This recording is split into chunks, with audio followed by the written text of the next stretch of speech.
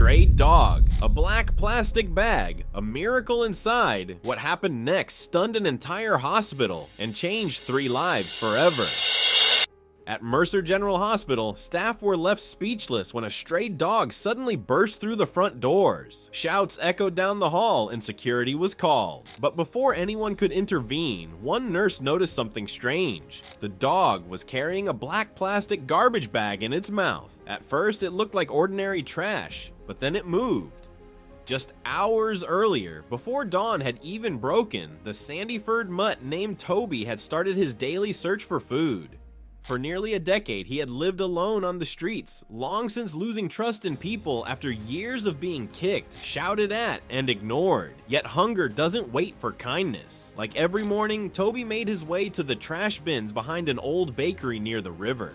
That's where he found it, a torn black garbage bag lying beside a pile of broken boxes. It was tightly curled, and it shifted. Toby froze. It didn't smell like waste or rotting food. It smelled like something alive, something helpless. Gently, he nudged the bag open with his nose. Inside was a newborn baby, only a few days old, cold, barely breathing. Toby paused. Then, as if led by something greater than instinct, he carefully grabbed the edge of the bag and limped toward the one place he remembered, the big white building on Elm Street, Mercer General Hospital. When he arrived, chaos surrounded him. Paramedics unloading a patient, nurses rushing in and out. Toby stepped forward, but no one noticed what he carried. A startled receptionist pushed him away. Determined, Toby ran down the corridor, past storage closets and vending machines, until he reached a staff lounge where 3 nurses were seated. 2 of them stood and waved their arms to scare him off.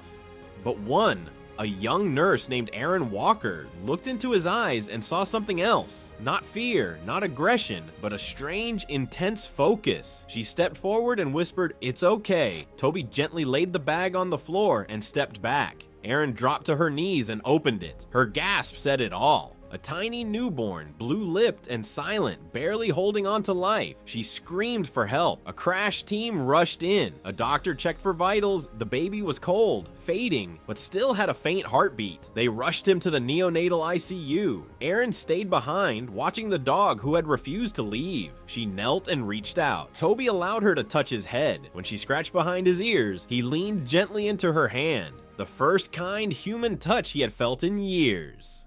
3 months later, Toby was no longer a stray. Erin had taken him home the very same day. From street survivor to loyal companion, his life had changed completely. But the story didn't end there.